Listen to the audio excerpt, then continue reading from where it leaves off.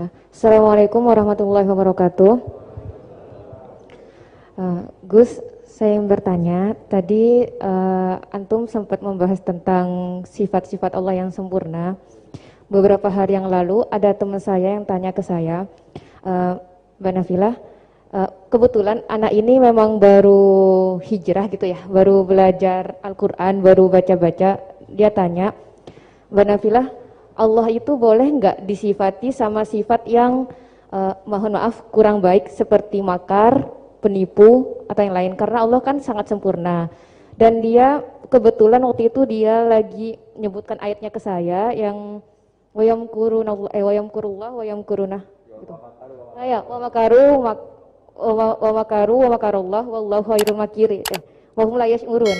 Nah, di situ dan di surat Al-Anfal juga ada ayat yang tentang Allah itu sebaik-baiknya tipu daya gitu, mempunyai tipu daya yang sebaik-baiknya. Nah, itu kan menunjukkan kalau Allah itu punya sifat tipu daya.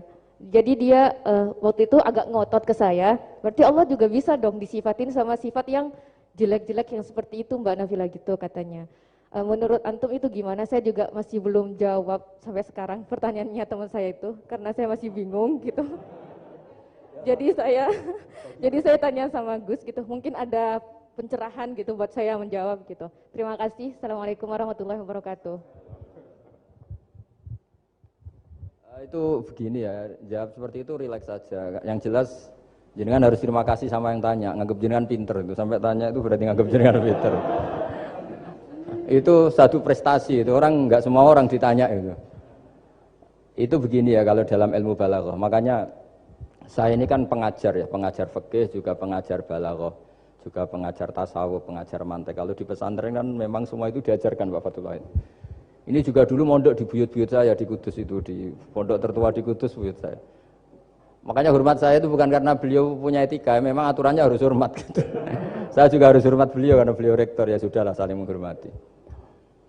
Bapak itu kalau sama penanya itu hormat, ditanya, dia sudah sopan. Jadi kita harus menghormati orang sopan. Yang tanya hormat ke kita karena kita dianggap alim, kita hormat sama penanya karena orang sopan. Mau tanya itu juga gengsi loh. Masa dokter tanya itu kan ribet kan? Saya kemarin ditawani di Unisula, masuk dikasih dokter honoris causa. Kenapa Gus gak mau? Saya takut kalau masuk neraka, masa dokter masuk neraka kata saya. Kan ya tidak lucu juga itu. Akhirnya dokter-dokter itu, iya Gus, saya udah pernah kepikiran. Akhirnya mereka terus mau udah takwa, udah Gus kita harus takwa, kan mahal dokter kok masuk neraka. Oh begini jawabnya ya. Semua ilmu itu harus kita pelajari karena melihat sisi ekstrimnya, sisi buruknya. Ya saya ulang lagi ya. Ilmu itu harus Anda pelajari karena melihat sisi ekstrimnya, sisi buruknya kalau kita tidak tahu. Sehingga dengan cara itu kita tahu secara serius. Misalnya nikah sekali gak sah kategorinya zina. Kenapa anak angkat dilarang oleh Islam? Saya ulang, kenapa anak angkat dilarang oleh Islam? Kalau mau baik-baik saja, tapi gak perlu ada anak angkat. Karena apa? Sekali perempuan ini tadi ditulis misalnya binti Fathul Wahid, binti Bahauddin. Itu nanti di KUA itu dikira itu walinya. Padahal hakikatnya tidak walinya. Maka enggak. Nah, ketika ini menikahkan, nikahnya sah enggak? Enggak kan? Karena dinikahkan oleh orang yang hakikatnya tidak walinya, itu satu. Sisi ekstrim kedua adalah ini nyata pernah terjadi. Anak ini kuliah terus pacaran. Ternyata pacaran sama kakak kandungnya. Jadi itu ceritanya ada anak dari Bojonegoro tipe anak angkat sama orang Jakarta. Singkat cerita sama-sama dewasa kuliah. Sampai pacaran, sampai mau kawin. Nah, pas mau kawin itu yang lamar adalah Pak D-nya. Pak D yang Bojonegoro datang ke Jakarta. Terus dia ngetik, ini kok rumah yang dulu saya titipin ponakan saya. Ternyata itu adik kandung. Karena si adiknya tadi pakai binti langsung yang Jakarta. Sehingga anak Bojonegoro perasaannya pacaran sama anak Jakarta. Nah, di sini kelihatan betapa hebatnya Islam ketika benar-benar melarang anak angkat dengan makna menasabkan. Kalau dengan makna kasih sayang nggak apa-apa ya, tapi kalau dengan makna menasabkan nggak boleh. Paham ya? Karena ada sisi ekstrim nanti bahayanya tadi. Nah, terus, ilmu balaghah juga gitu. Di antara ilmu sisi ekstrimnya ilmu balaghah adalah kalau kamu tidak memahami balaghah, maka kamu akan mengatakan Quran ini bohong. Karena kamu tidak tahu tasbih itu apa. Terus misalnya gini. Allah memaklumatkan di Quran bahwa orang kafir itu sumum bukmun umyun. Sumun artinya itu budak, apa tuli. Bukmun artinya bisu. Umyun artinya buta. Itu kalau kamu nggak ngerti balaghah, maka faktanya apa? Ternyata orang kafir tidak tuli, tidak bisu, tidak buta. Tapi kalau kamu ngerti balaghah akan tahu ini tasbih yang baligh, perumpamaan yang sempurna, kesusastraan. Jadi kalau orang muji Nabi itu nggak boleh bilang anta kasamsi, itu kurang keren. Kamu ibarat matahari kurang keren. Kafnya dibuang, anta samsun, anta badrun. Kamu matahari, kamu rembulan. Nah, kalau orang sedang pacaran itu kalau bilang kamu ibarat bunga, itu kurang keren. Wah kamu ya bunga saya itu kan terus keren kayak. Nah itu balaghah. Nah di antara balaghah itu ada namanya wal ityan bil kalimah lil musyakalah. Jadi mendatangkan kalimat bukan dengan makna semestinya tapi lil musyakalah. Musyakalah itu perimbangan. Wa makaru wa makarawah. Mereka bermakar dengan tipu daya. Wa makarawah dan Allah pun melakukan itu. Berarti Allah menipu daya mereka. Ya enggak. Kalau dilakukan orang baik itu namanya kecerdasan. Tapi kalau dilakukan orang dolim itu namanya tipu daya. Jadi misalnya gini.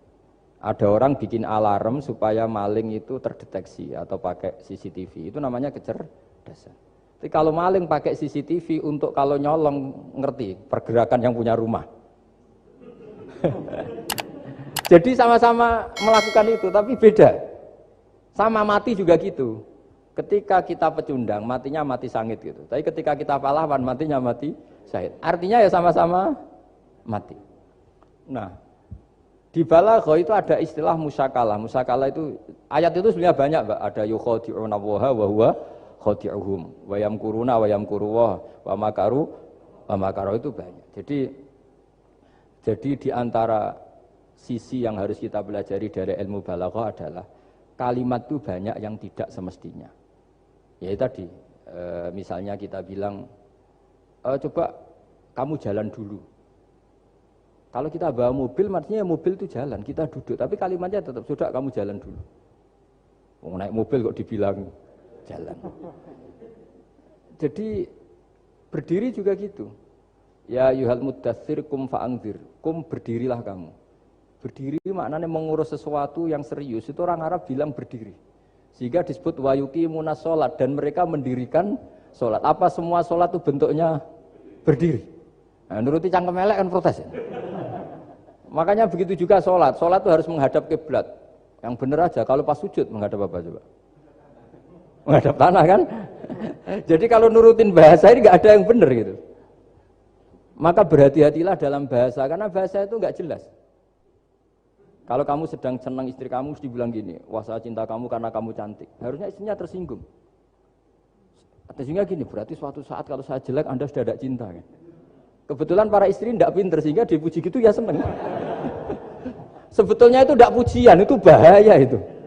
Berarti dia mencintai saya sejauh saya masih cantik. Kalau enggak ya sudah macam-macam. Dan ya rata-rata macam-macam betul itu. Artinya bahasa itu nggak usah dimaknani. Makanya saya kemarin bilang sama Pak Rohidin itu, Mbok ya UI itu kalau ngaji misalnya Bukhari dengan pemaknaan ulama. Karena maknani bahasa ini satu pekerjaan yang kalau tidak ulama tidak bisa. Apalagi bahasanya Rasulullah SAW. Bahasa itu susah. Dalam keseharian saja kita maknani susah, apalagi bahasanya Quran dan hadis. Ya contoh paling gampang gitu. Wa yuqimuna sholat, mendirikan sholat. Kita berdiri tegak demi bangsa ini. Memangnya perang harus berdiri, kadang harus tiarap kan? Jadi bahasa itu selalu sering kalau di balaghah disebut hakikat dan majas. Ada makna hakikat, ada makna. Dan itu harus kita kaji. Kalau enggak ya fatal, memang hasilnya fatal. Kalau enggak ya. Makanya saya dulu ketika ngaji itu ya banyak santri yang agak kurang ajar betul. Sampai Sanghyang Rajana gini Pak Khalim, Anda orang teknik pasti tahu. Gus, soft paling baik itu yang mana? Soft awal kata saya gitu. Baru agak baik kedua, ketiga. Ya kalau gitu gampang Gus, masjid tuh bikin selatan utara, semuanya soft jadi awal. Selagi bentuknya barat timur pasti ada 2, 3. Paksa mereka di soft awal dengan desain masjid selasa utara apa? Bukan panjang ya, selatan utara sehingga semuanya di soft awal.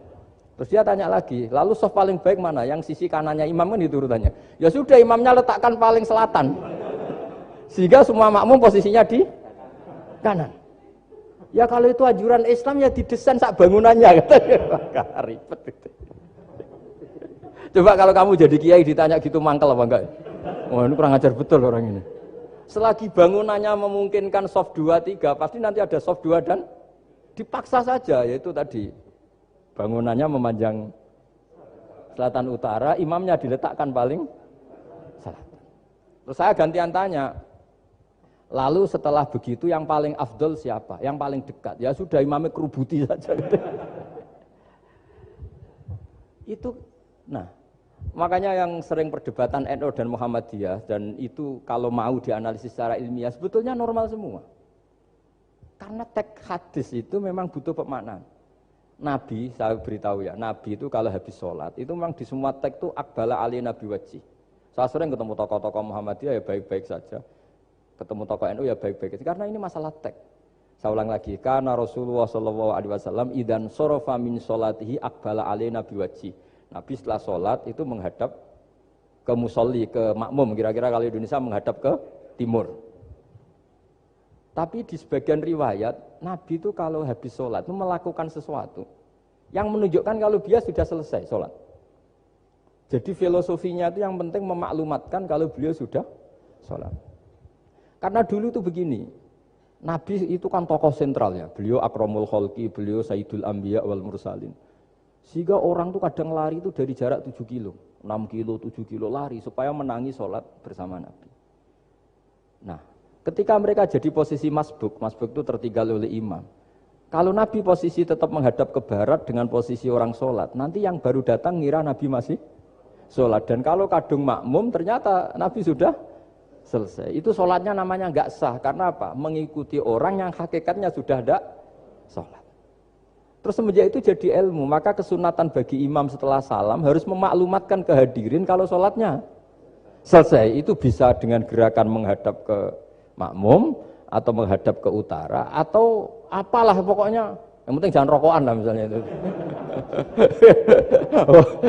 Ya pokoknya itu aja disarah-sarah. Ini cerita pendapat ulama bukan pendapat saya. Jadi segampang itu ulama. Sehingga ya orang-orang yang alim dari kelompok Muhammadiyah yang lihat NU yang begitu ya biasa, yang alim melihat Muhammadiyah gitu ya biasa. Karena kita ini masalah teks. Apa? Masalah teks. Teks itu mesti orang akan memaknai secara proporsional. Saya berkali-kali mencontohkan kemarin ngaji di Ulil Albab. Wa ma min amin illa wa yukhayyalu takhsis. Tidak ada kalimat umum kecuali terbayang khususnya. Enggak boleh kalimat selalu umum. Misalnya saya contoh paling gampang itu tadi. Cung, nak melaku jo plengaan itu. Kalau jalan jangan toleh kanan, toleh itu. Semua ilmu adab pasti begitu. Tapi kalau di jalan raya tetap enggak melengak.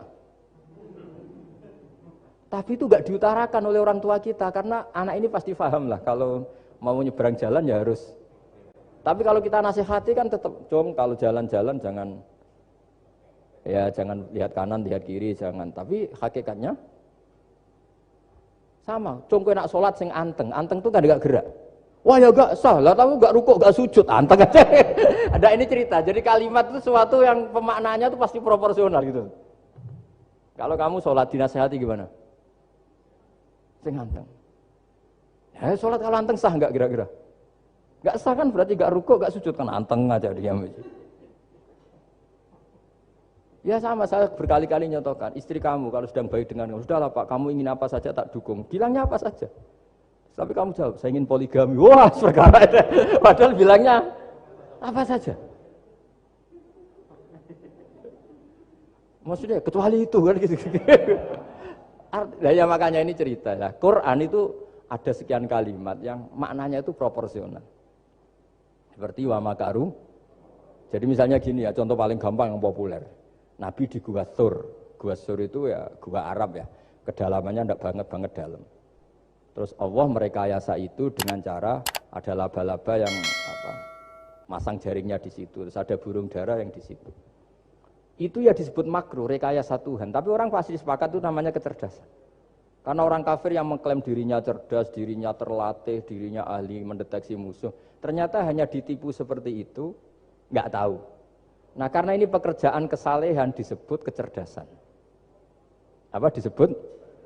Tapi andaikan sebaliknya nyuwun sewu, ada orang lari dari kejahatan, terus merekayasa seperti itu disebut rekayasa karena bentuknya kejahatan. Jadi ada sesuatu yang sama, tapi ketika dilakukan orang soleh itu baik, karena nanti itu disebut kecerdasan.